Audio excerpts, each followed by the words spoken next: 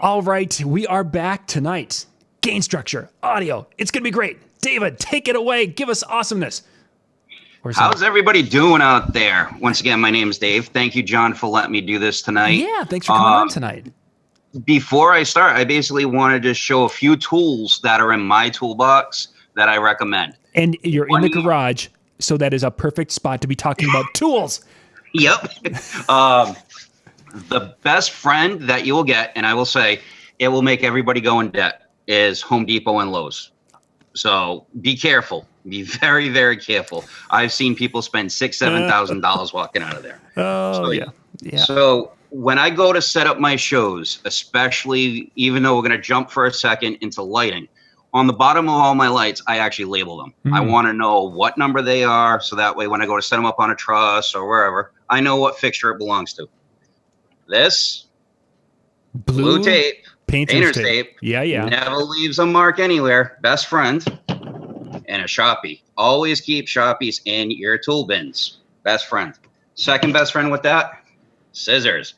Get a nice high-end pair of scissors. They will never fail. Do not let anybody borrow them because you will never see them again. Yep. Because they are that expensive.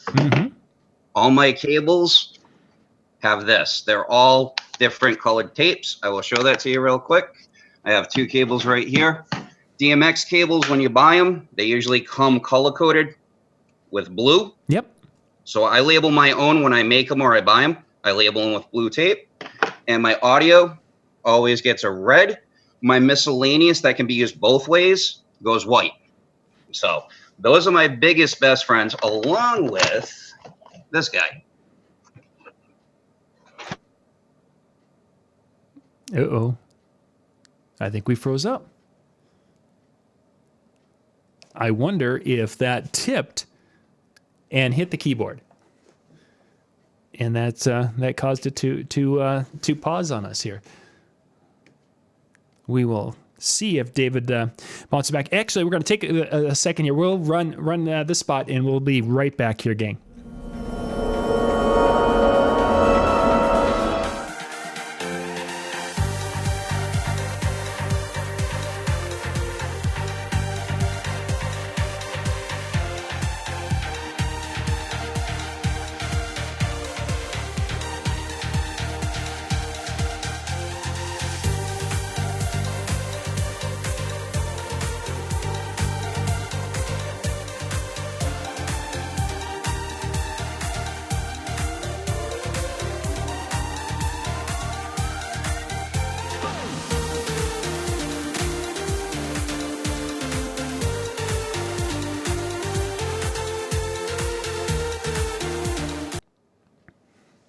All right, we are back. David's connection for some reason had kind of bugged out there, and he'll be able to. He'll be right back with us here. This is part of the fun of doing live programming. So we'll get David back, and then we're going to be talking about, he's got some different graphics and things he's going to share, talking about gain structure and audio. But he wanted to share a few of his favorite little tricks and tips and such in that first little session. Tonight, after we get done, with David and I are done, then we've got Ben Stowe. Ben's going to be coming in, and it's a question and answer night for Ben Stowe. Ben is going to be coming to us remotely from Chicago tonight, and he's going to be doing some question and answer. Then in our 10 o'clock Eastern hour, Brian Red and I are going to be talking about some ways. Some of his videos recently have been kind of talking about investing in your business and how to save a few bucks here and there. And our last week talking about tablets and such and how to save a few dollars. Well, we're going to really focus on those kind of ideas and tips to help you save some money in appropriate places. And of course, there's some places that it isn't. You're just not a good spot to be kind of trying to cut corners, save money, what have you. And we're going to be talking about that in our third show, 1, 2, 3, 4. Well, 1, 2, 3, and going from there. Looking into for tomorrow. Tomorrow night, I think MJ's got a show that he's going to be doing tomorrow evening, Wednesday evening. But Dave and Jeremy are off tomorrow night because of Wedding MBA going on. They are Jeremy's down in Las Vegas with that. Speaking of Wedding MBA, Thursday night show with Casey, we're going to be looking at what he picked up from Wedding MBA, and he's going to be doing that show Thursday night. He and Jody Harris, Jody, who's been with us numerous times on different shows, will be coming to on Thursday evening talking about what they picked up at this year's show. From what I've been hearing and such, they've been enjoying themselves in Vegas. As far as the people, some of my friends who've been reporting of what it's like down there, but then it's always, when you're in Vegas, you can always have a good time unless you're overworked or you've got too many things going on. So that is going to be our shows for tonight. I'm wondering if something. If the little thing hit the keyboard a little bit too hard here, so we'll give David a little bit of time to jump. Hey, Ron's coming to us from Canada. He's got Todd here. Thank you. That was a pretty good trick. It's interesting how there was that delay because it probably hit the keyboard, so you saw it here, and there was just that little lag. That was kind of an interesting thing. But yeah, we'll be hopefully getting David back up. Hopefully it didn't cause any damage to his machine. That would be like, oh no. So we'll get back to him. Today was one of those days where I spent the day building one of these garage in a boxes. If you've never done something like this and assembled one of these Shelter Logic kits, I've seen the Shelter Logic kits, everyone's got those and such, but today I decided it was going to be the day to put it together because I wanted to have one that would basically keep the snow off my son's car this winter. Because Dad's the one who gets out and cleans the car off and starts it in the morning because he wants to make sure that the car is ready to go and safe before the kids leave. It's kind of a dad thing. Yes, I know he's a teenager and he should be able to go out and do it himself, but I want to make sure it's done and done right. So now I decided to go and get the Shelter Logic thing and get it going. And my day of assembling that in the snowstorm. Or not a snowstorm, but snow flurries all day long. My dog was sitting there and she would be looking at me like, why are you outside? It's snowing. I'd put her in her house. Then 10 minutes later, she's barking, I want to come outside. Yeah, it was a great day. A great day for putting that together. I was going to shoot a couple of videos on that. For those of you who have not put one of those together, there's a few tips and such that you learn the hard way on how to do these things and do them correctly. So we will see if David can make it back here. We might end up having to start the show all over again. For those of you who are watching that, we may just restart the show and then pick it up. You guys got to see the beginning part. We'll probably just jump right into the audio gain side. If he can get... there we are. I think he's coming back in. I'm starting to see. There he is. Sorry about that, guys. Okay. What happened was this actually fell out of its box. It's my label maker. Yeah. it knocked the laptop down, so I apologize about that. Oh, no. Yeah, so basically you label everything you have, inputs, outputs, anything you need to label, use this. This will be your best friend. Mm-hmm. That way if you have a 50-foot, 100-foot, 30-foot, whatever it may be, use that for that. So, and then my other best friend, a $200 router. Okay. Do not skimp on this. This is dual band. So I got a 500 and a 2.5 with this. Sure. Okay. So you can run so on your iPad, you can have your lighting laptop connected on the 2.5 network, and then your DJ laptop on the 5. So now you have no interference. Mm-hmm. So now you can walk around the room, do lighting on your iPad, and do sound. You can do everything all at one time. Yep. So now no issues. It takes a little bit of time to set those up for those who have not haven't used a router like that. It does take a little time to set it up in advance. And then when you're there with the DriveRack PA2 that I have, you connect it to that directly, and you have full control over it. So whatever sound system you set up, you can do whatever you want. Mm-hmm. Exactly. Yep. That way you'd have that connection. Exactly. Channel. What channel did you put that on, or have you changed the channel on that? Nope. Okay. I don't change anything. Okay. You don't have to. What you do is you set it up as a privatized network. So that way you use like your cell phone and you put it on both. Now, if anybody tries to access it, even if they have your cell phone number, they're not going to be able to use it because you don't have it set up to go out to the internet. You only have it set up to hook up to whatever you have.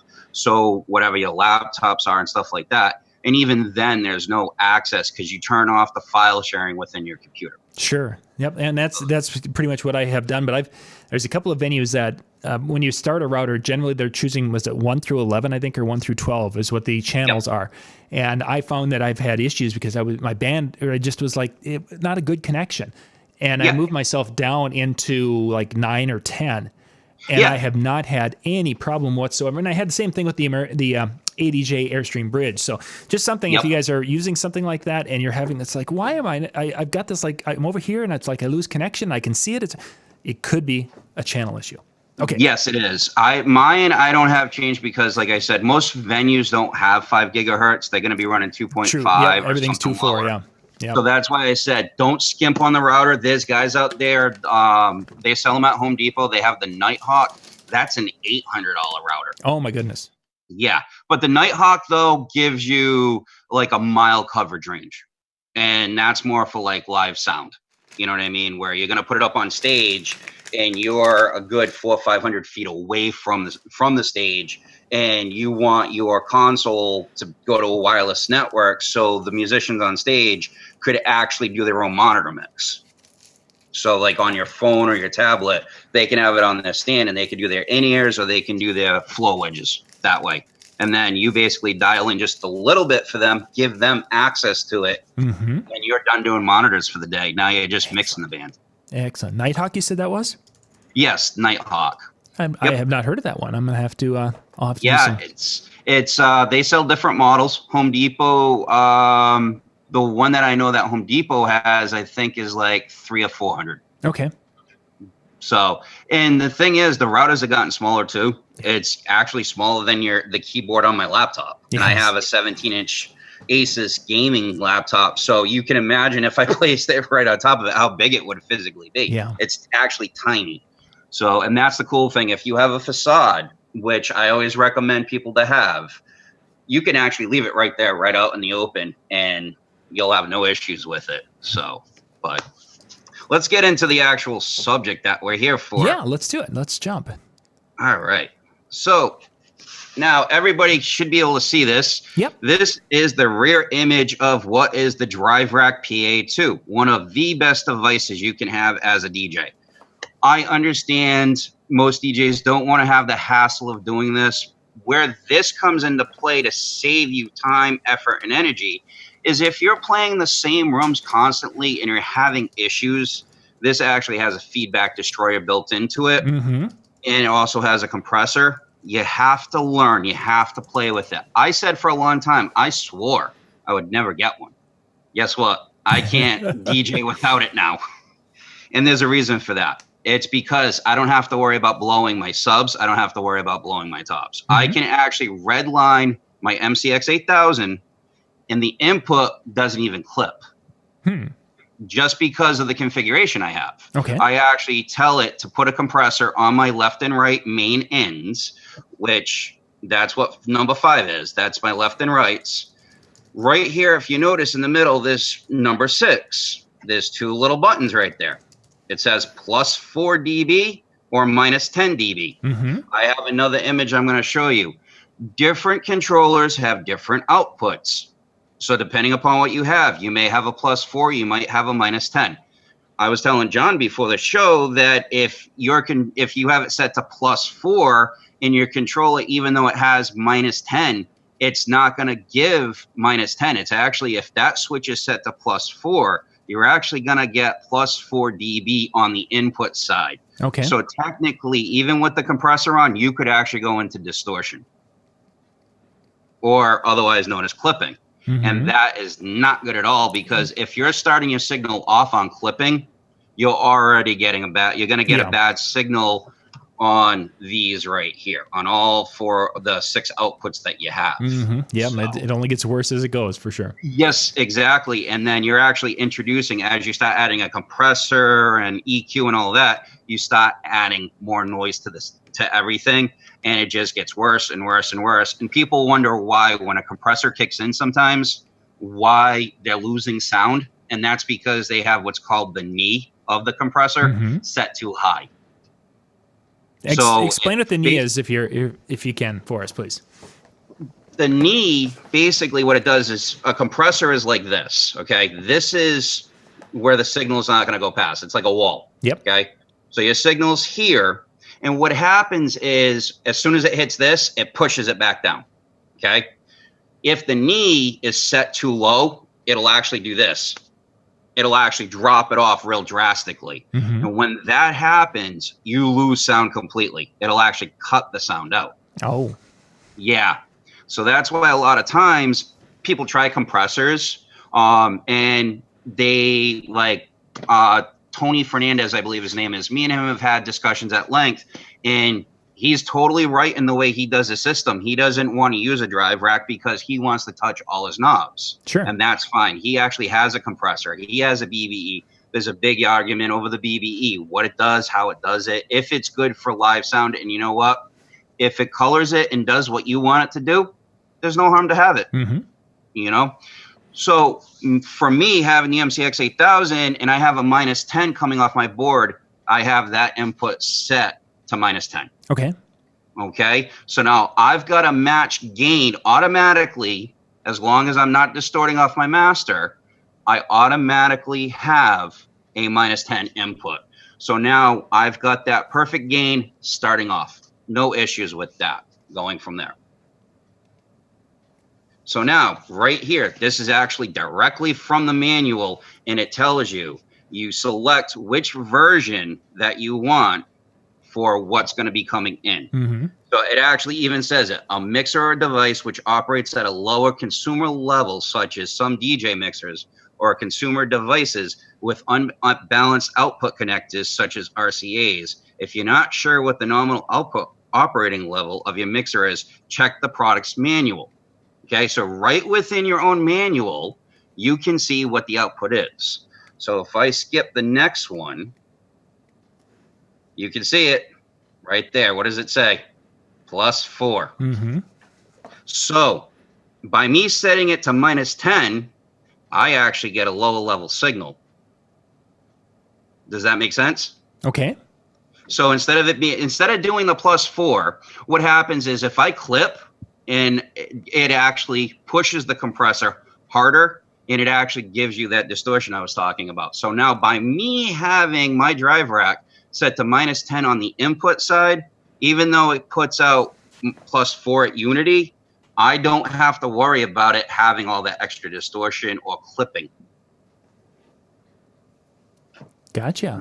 Does that make sense? Yeah, I can definitely see it, because it's not, how would a person say it? It's not looking for a super low signal in that particular case. It's looking for a signal that's a warm signal, and taking that and doing what it needs to do, as opposed to if it's looking for a super high, a hot signal that would. Exactly. And this is always your best friend. Anytime you want to know anything, your mixer, controller, what it can do. So if you were to take on your master out, whatever channel you were running, 1 through 4 or 1 through 6 or whatever it is, if you were to crank your bass, your treble, your mid, and your gain all the way out, you're going to get a +24 dB output. Okay. And that is loud. That will give you straight distortion, though, because when you turn the gain up to a certain point, you automatically see red. And, you know, there's nothing wrong. Okay. People will say mixing in the red isn't great. It's truly not, but there's nothing that says you can't do it. If your output is sounding, if you can hear it, if you can't hear any distortion coming through your headphones or through your booth mix or master, just straight, and it sounds fine, you're doing good. You've got that perfect signal. But here's the catch with that. If you all of a sudden load a track that isn't properly gained within whatever software, Serato, Virtual DJ, we'll even go to yours. Is it Mixmeister that you like? I know I use Virtual DJ, but our running joke is Megaseg. Yeah, Megaseg. So no matter what you use, if the song is not properly gained within any software, even Tractor, you will end up with distortion. Mm-hmm. That's the catch. I have seen that on a few tracks where the software was trying to autocorrect, and there was a moment, and all of a sudden everything came on, and it's almost blew these. It pegged the software. Yep, that happens so often with a lot of DJs, and they I've seen them. It's almost like a deer in the headlights moment. Like, what do I do? How do I fix it? Yeah. The easiest thing is that, I know a lot of guys they don't do cue mixing or anything like that. But the guys who I know that do, that's your opportunity to fix it. Mm-hmm. That's one reason why I got the 8,000 is because I have my 4 channels. As you know, you can see the VUs on the 4 channels. Plus, you see the master out. Mm-hmm. Okay, so for me, I use that as my guide when I'm mixing how loud my songs are. So whatever my song is on deck 1, I want deck 2 to match that at least, or be a little bit lower. There's nothing wrong with making a song a little bit lower than the current song you're playing. And then as you're playing it, bring the volume up on the gain as you're fading it in or mixing it in. The guys who do scratching and stuff like that, they don't have the luxury to do that. Yeah. But the ones of us that are just doing basic mixing, just doing a radio mix or a slam mix, you have the luxury to be able to do that. So, but the other thing I had wanted to show people was this. If you look at this is what the input meters look like. So when you're looking at the drive rack and your signal's coming in, it gives you both +4 and -10. So for me, when I'm looking at it, my 0 dB, so the 0 LED, which it shows it right there, Yep. I'm only at 7.7 positive, meaning I'm going above unity. Normally, my signal when I'm actually at full volume is at -7.2 dB. So I'm technically below. When it's outputting off my outputs, it's actually lower than unity. Yeah.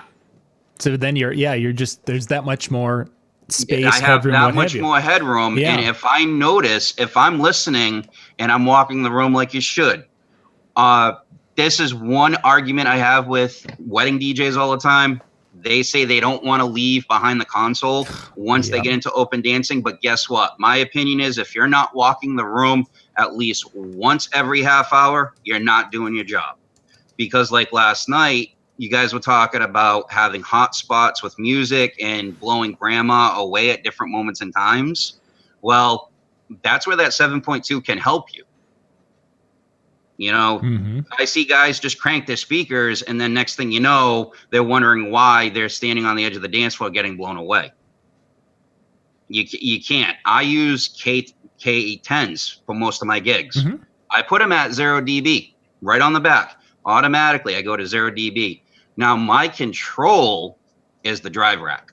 Sure. That's how I get That's how I get more volume, is through the drive rack. Because inside the drive rack, you have a crossover. The crossover is in the speaker. And for me, I have an active, which is the drive rack. So what happens is when you're running a sub and a top configuration, most subwoofers have that built in already. However, here's your issue. They're set to 100 hertz. Okay? You walk into a room sometimes and you can hear it. If you're running straight to your subs, there's sometimes a frequency that doesn't sound right. It sounds off a little bit. Yep, I've had that. And it's not even with your tops. It's just with your subs. You try your subs first. Make sure you get the volume you want before you turn your tops up. Well, that's where it is. It's that you only have 100 hertz crossover. What the drive rack allows you to do is be able to do something like this. Frequencies can cross. Okay. When they cross, what you're doing is you're setting what we call a high pass and a low pass. High pass is anything below a certain point goes to your subs. Mm-hmm. Anything on a low pass is going to go to your tops.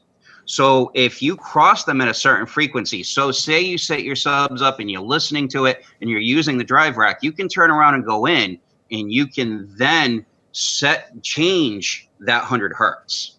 It's not locked at 100. So in some rooms, I might drop it down to an 80 hertz. So my JBL, the PRX 818 XLF, I may not leave it locked at 100. I may drop it and run it between 20 hertz and 80 hertz. Okay. And have my K10 then pick up that difference and have it overlap and pick up that 100 hertz and send the 100 hertz up to my tops. Sometimes it's as simple as that one frequency will be the savior. Now, you can also go higher too. You don't want to really go up to 120 hertz if you can help it, because then you're turning your subwoofer into a full range speaker. Yeah, and they're not designed to handle that 120 or above. To be honest with you, as long as you're not going into full vocal spectrum, I've actually heard guys, and I will openly attest to this. My first system was PV SB2s. Okay, yep, very familiar with that. Oh yeah, the heavy guys. I had the SB2As and I had the SB2 TIs. So we're talking about 150 pounds of a stack per side. Yes, that's what I used to bring just for speakers. So I would bring that for speakers, and then I'd bring about another 400 pounds in amplifiers, because I was running the CS 800s and a 1.2K and a Samsung 500. And I would tri-amp the system, and people were like, you don't actually have subs. And I go, yes, I do. They're the bottom cabinets. Because on the PVs, you have bi-amp input, which means you can run a separate amplifier for your horn and for your low. Yeah, I remember that, yes. So the DriveRack takes care of that same thing. The only difference is with the PA2 is that there's a section in the book I was reading right before it came on, and I've seen some videos with Rick Webb about how he does some stuff and he's pulling full range. And I questioned him at one point, and he goes, yeah, we're just using that as we're using the mid-range output as a full range going to the other set of speakers. And I'm like, okay, you couldn't do that on the old one. So you're able to, so I was reading it literally before I came in over here to set this up. And I was like, wow, okay, you can actually set them up where you can have all three sets of outputs to be full range. So if you're working in a nightclub and you've got your DriveRack like I do in your rack, you don't have to bypass it. You just have to figure out how to create a preset, so that way you can take the full range output and connect it to the nightclub or the bar or wherever you're going. So that way you get a straight output. And what's great about that is you actually have a preventive measure before you're even hitting the nightclub sound system.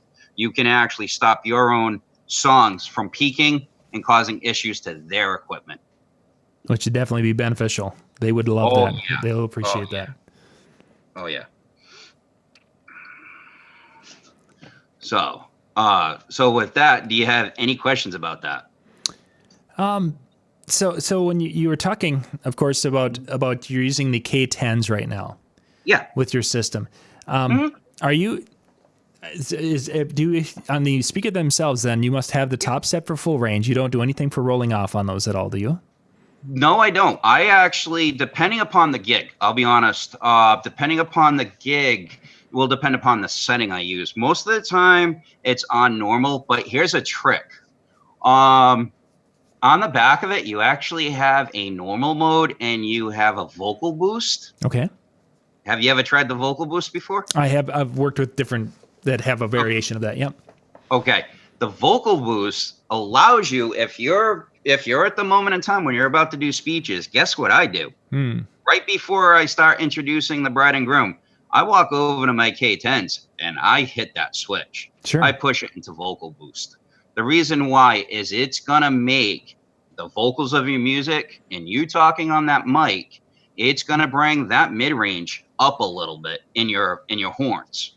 So now if you're running a big room and you've got 8 speakers spread all over the place, if you set all your speakers like that, there should be no reason nobody's hearing you. Sure. And then once the speeches are done, I go back to the speakers and I turn that off. Because once you're done speaking, you don't need it. Mm-hmm. Could you achieve the same thing with your with the DriveRack? DriveRack, thank you. No, because what happens is this. That's a very specific frequency. What's that set to? Okay? Mm-hmm. When you go and adjust it, you're actually adjusting your EQ. When you adjust your EQ, that's when your feedback destroyer is not going to do its job. Because now you're circumventing because there's one thing I do that not a lot of guys do in the professional world. Ben will tell you this. Next time you talk to him, ask him about using an RTA mic to pink the room. Yep, that's what we call it. Yep, we've talked about that, yes. Every time I walk into a room, I have a 100-foot dedicated cable, and I bring a microphone stand with me, and I bring my old DriveRack PA measurement mic. It's a specifically dedicated mic that you use with an RTA that has flat response. That's all it does. You set this up, even when I do live sound, I actually have it run into smart, and it tells me what's going on at that moment in time. So I'll pink the room. Even if I've been to a venue 1,000 times, I'll pink it, because what happens is pink noise is equal energy at all frequencies. So you get no boosts, no dips, no nothing. So I go in and do a wizard, and what happens is I match it. I will actually take a picture of the current one for a room. Then I will re-pink the room, and then I'll take the picture and I'll verify it. I'll go bouncing back and forth between them and see what changed, because when your linens are in the room are different, when your table, if you do one event in the same venue where you've got basic chairs and then you get chair covers, guess what? Your sound's going to change. It does change, yes. And the sad part is you're doing it in an empty room now here's a little interesting known fact. Did you know skin is reflective? It bounces off the skin? Sound bounces off skin. Okay. However, when you go to a wedding, what's mostly everybody wearing? Shirts. Yep, exactly. Coats, all that kind of stuff. Well, guess what? Your sound gets absorbed by the clothing. So if you were playing to a nudist colony, you would have issues. Exactly. So that's the thing, that because I also do live sound like Ben does, not on the same level he does, but you come from a different world when you talk about gain structure in that respect, because you hear differences, you hear the nuances, you're paying attention for those little things that you really want to know. So like most of the time I can walk into a room and I can tell if a DJ or even a live engineer is actually pushing their subs too hard. I can actually hear that noise. And it's not because I'm trained to do it. Anybody who knows any little bit about sound, you walk into a room, you can hear it. Yeah, you can actually it's not a bottoming out sound like everybody thinks. There's actually what they call natural harmonic distortion when you play music. You can hear that distortion. That's the distortion, the clipping. You can hear it as you're playing. So when you got things, the gain is too out of whack on something, that's when you'll hear it. That's when that happens. Yeah, and I think we've been to many events, and I think I've shared. There was one in Vegas, one of the DJ conventions, and they were showing speakers, and it's like they were you could just tell that there was something not set right, because those speakers just sounded like they were right at the edge of horribleness. Yeah, and when it's on that edge of horribleness, that's like when you have the major conventions, and I'm going to be open and honest, I haven't been to a convention in over 20 years. And that's partly due to my financial situation as well as I have my family life. I take care of my mom. I have an 11-year-old nephew I have to take care of. So for me, it's not feasible, as much as I would love to and go and get education. For me, my education is YouTube, and everything that you do, John, has helped me to become a better DJ. So thank you for that. Oh, you're very, very welcome. But it also comes down to trying. You have to try stuff. If you're not willing to sit there in a garage, I would say a 20 by 15 foot garage. Okay. It's the best place to learn what sounds good, what sounds bad. Yep. Got to be careful. You also have one thing I always recommend is hearing protection. Okay. What do you use for that? Go ahead, please. I actually, believe it or not, I have a couple of different things. My main thing is I just get them at Home Depot. I buy them for $15 a bag. It's just regular, the orange squishy. Yep. And they take it down, I want to say 5 to 10 decibels. Yeah. And that's all you need. Now, the last night's thing, I had mentioned a comment, and I said about mixing on the dance floor at 90 decibels. I actually mix at 90 decibels. if you go out in the middle of the dance floor when there is a ton of people and you were to take an actual measurement mic on C weight, it actually comes up at 90 if you're in the middle of everybody. Mm-hmm. I learned that from a very famous person. People will know the band name, but they may not know the engineer. It's Linkin Park's engineer, Pooch Van Druten. Okay. Okay. He said, we, meaning us, DJs, sound guys, we have a responsibility to the public. We do not want them walking away with an earache. Yes. Yeah. Ever been to a concert and you walk away and you're like, for like 20 minutes, you can't hear, you got ringing in your ears? Yeah. That's actually, you're on the borderline of getting tendinitis. Mm-hmm. Okay. A lot of famous musicians get that. So if you think about that and you've got people in front of your speakers, it gets bad. It can get bad very quick if frequencies are not working properly. And it's sad to say, but the newer generation of kids, they're going to have hearing loss by the time they're 30. Oh, yeah.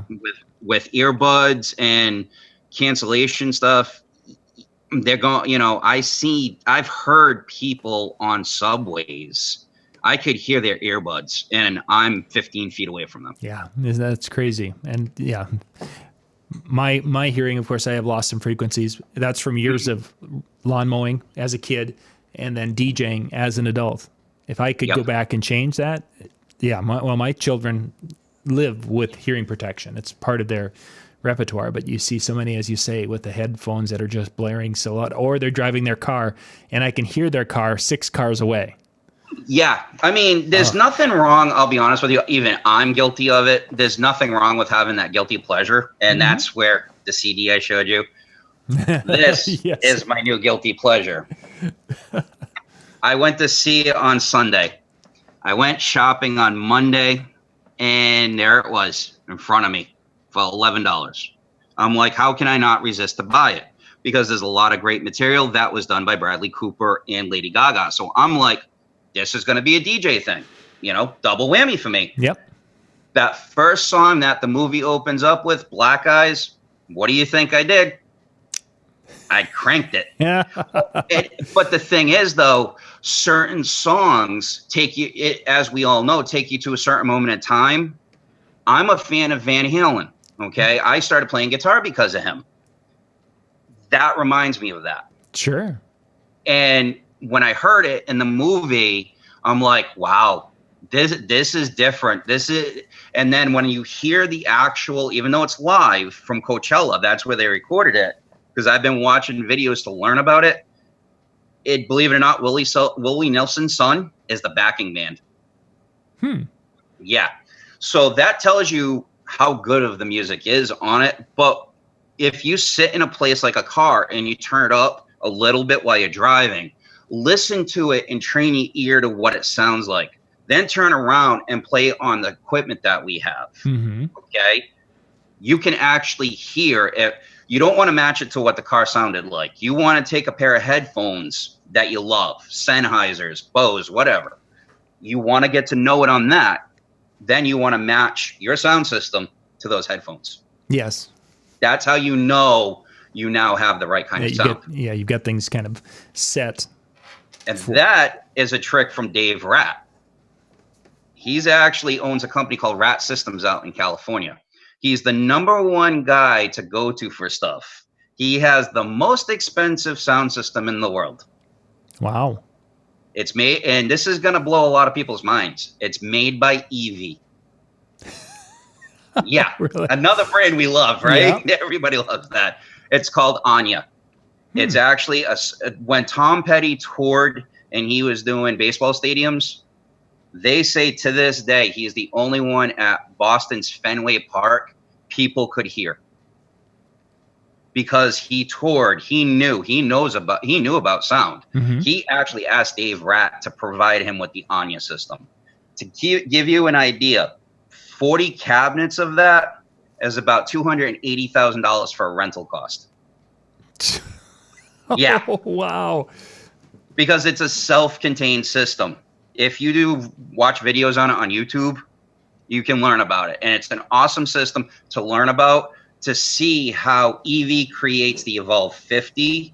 It creates all these other systems we know and love, ETX, EKX, and they can take that technology that they're using in the Anya stuff and they're putting it down into our level, our price bracket. That because a lot of that technology translates into consumer grade that DJs are using.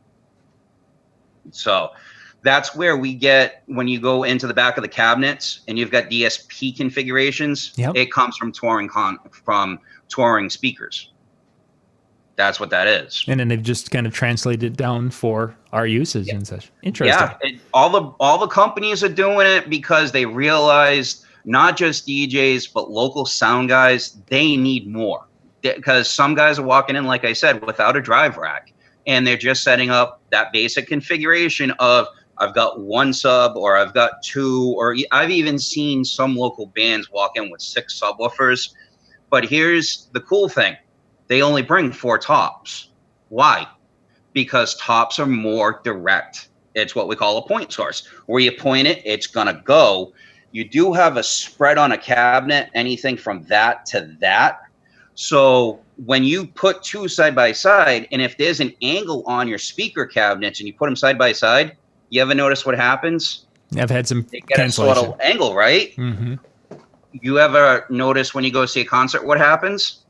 You got the curve going this way, right? Yep, exactly. Because they don't need it to go this way. They need it to go that way, right? Well, when you put 2 speakers together, you're doing the opposite. Instead of it going this way away from you, you're actually making it do this. You're actually taking, say, an 80-degree dispersion, and you're making it like 160 degrees. So that's why you see some bands, they'll do that, and it's because they want that wide-angle coverage, but they don't want it enough with 4 If they were to do 4 cabinets, you'd get too much, because now it's going to bleed back onto the stage. Yeah. And then you get into a whole nother world of trouble. So, but this is another this is a catalog that I get once a year. Oh yeah, it's by Sweetwater. It's a free catalog. I recommend everybody get this. Go to Sweetwater's website and get it. The reason why, everything I'm talking about, any kind of equipment you want to know about, that's all in here. Do your research. This is a free book for you. I also have other books that I get. Ben's going to love this when he watches this video. I can guarantee it. This is called PLSN. This is actually Projection, Lights, and Staging News. This particular one is from July of this year, and it's the video production of U2. It goes in depth about their video projection for their latest tour. Oh, wow. And it's free. So you'd be stupid not to have this. Yeah, there's a few different sources like that out there, like that are free. Well, the other one, which me and you, John, even though we're different ages, but you're going to appreciate this one just by looking at the name on it. This one's FOH Magazine. Okay? Watch this. I actually read this on my phone or on my iPad. Yep. This is what I've been getting because I haven't renewed my subscription to it to get the physical catalog. Yep. Guess what's on the back cover? Avante speakers. Okay? So what's great about these is they do shootouts throughout the year. On the video one, this one, the lighting one, they've got the arc source moving lights. So they did a shootout on all different brands and manufacturers. And they're not just dealing with professional grade. I've read articles in there where they've talked about like I've got the American DJ UV bar DMX lights. Yeah. They did a shootout for black lights, and they were a part of it. So they talk about consumer grade all the way to the professional grade. So you can, if you're looking for a new set of speakers, sure, going on YouTube, reading reviews online are great, but that gives you another perspective because you've got professionals who tour the industry who are doing these shootouts. They're giving you more opinion than what you'll see in one 5-minute video. Oh, for sure. So, and that's what I like to do because when you go in those, if you go to the middle section, it actually gives you a concert tour listing. So it'll give you 6 of the current tours during that month. It actually breaks down what they're using. So if there's a band out there, Imagine Dragons, U2, Guns N' Roses, Metallica, whoever it is, and you're interested in knowing what they're using, that magazine might have the tour in there, and you get to see what kind of console they're using for lighting and sound, what kind of speakers they're using. So that way, if you turn around and you're getting into these bigger productions, like I'm helping out doing a fundraiser on Sunday, I'm doing the lighting aspect of it. There's another company is doing sound. If you're getting into that level, that's what these are good for. Sure. How do you take the Chauvet Professional Q-Spot 160 LEDs? How do you take the Chauvet LED Intimidator 250s, and how do you take them using something like ShowXpress and turn them into a professional looking show, without haze or fog? How do you do that? The best thing to do is read stuff like that. Yeah. Because now you're actually learning from the people who are out there, and they're using the high-end consoles that cost $40,000, $50,000 to buy. You can go rent them, sure, for $2,000, $3,000 a week. But why? We've got the tools at our fingertips. ShowXpress allows us to do a lot more than what most people think. Same thing with the DriveRack software. People look at the DriveRack and think, oh, you got to do everything. No, if I hook up the DriveRack to the router, I can connect my laptop to the DriveRack. And without going out on the dance floor, I can make minor adjustments that I need to. So if I feel like at that moment of time during speeches, since I'm a single op, I'm behind my console, I will actually have up on the screen the actual DriveRack software. If I feel the feedback destroying system is not doing what it's supposed to do at that moment in time, there's actually a live release button. What that does is every frequency it's locked into, it resets it. So it starts all over again. And the great thing about it is you can select from 6 to 12 filters. So what that means is if you look at a frequency spectrum that's flat, it goes in, and when it starts to hear a little bit of noise, it'll actually start gradually dropping the frequency until it's gone, until any noise in that spectrum. So we all know and love around 1K, 2K. That's when we know most feedback happens, when we got speeches going on. Because the person's got the microphone like this, and and they're in front of the speakers, and it's like, and most people are like, well, I don't get any feedback without it. Sure, you don't, but guess what? If they make one wrong move and you have to adjust that volume, guess what? You just now could create feedback without even thinking about it. Yeah, unintentionally. Yeah, and you know what one of your best friends is when it comes to feedback? The bass knob. Yes. If you drop it down to 75% below zero, you've just eliminated 95% of all your feedback through your microphone.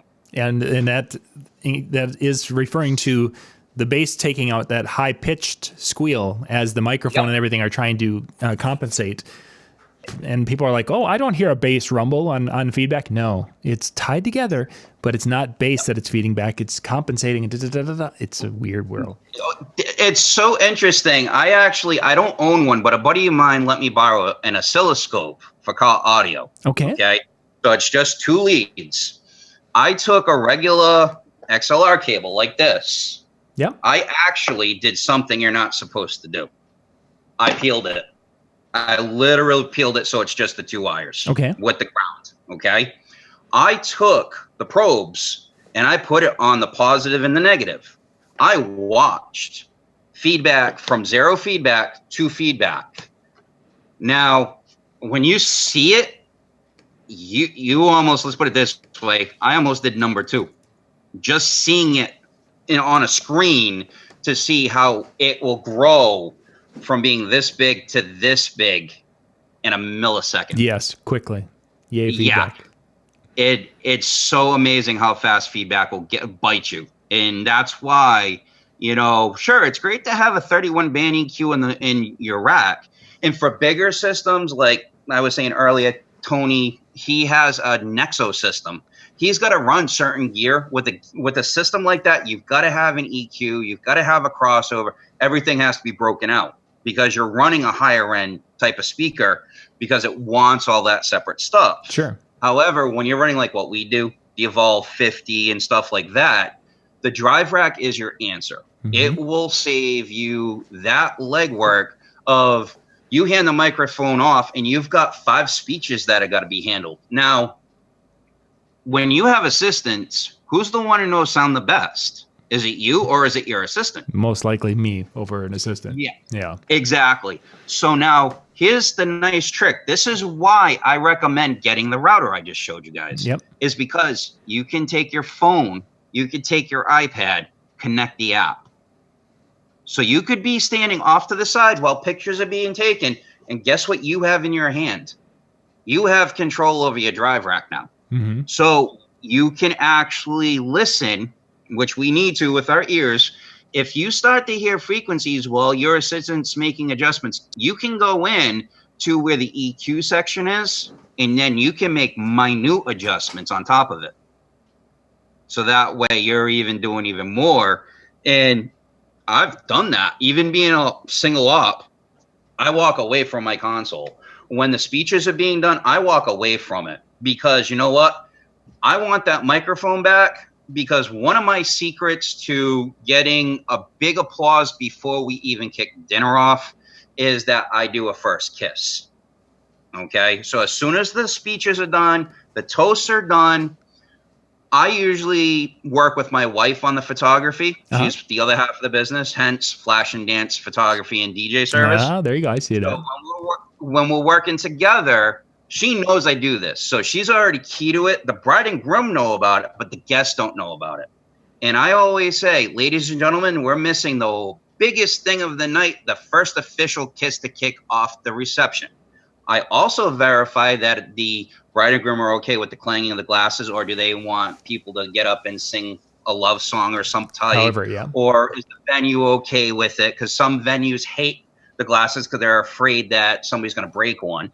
But let's say they can clang the glasses. Perfect moment for a photo op. What better than to take 5 seconds out of your day? But if you're a single op, how do you make that moment happen if you've got to run all the way back to your console and you got to make some sort of adjustment? That's the main reason why I went to the DriveRack. Nice. Was for that reason. And then when my old DriveRack, which I have sitting on my shelf, died, I went and I was torn. Do I get the Venue 360? Do I get the PA2? What do I get? Because there's so many options. Once technology took over to go wireless, there's so many options. The world is limitless at that point. Yeah, there are definitely a lot of cool things, and there will be more showing here in about a month and 2 months down at NAMM, because that technology is really gone. David, we got to wrap. We got our time is run out here for us tonight. Thank you much. Great information. I picked up a few things here that I didn't know tonight. So thank you for your passion and information tonight. No problem. Gang, we'll be back in about 5 minutes or so with Ben Stowe with our second show tonight. You can go out to youtube.com/DiscJockeyNews and you'll find the player in about 3 or 4 minutes. We'll catch you there.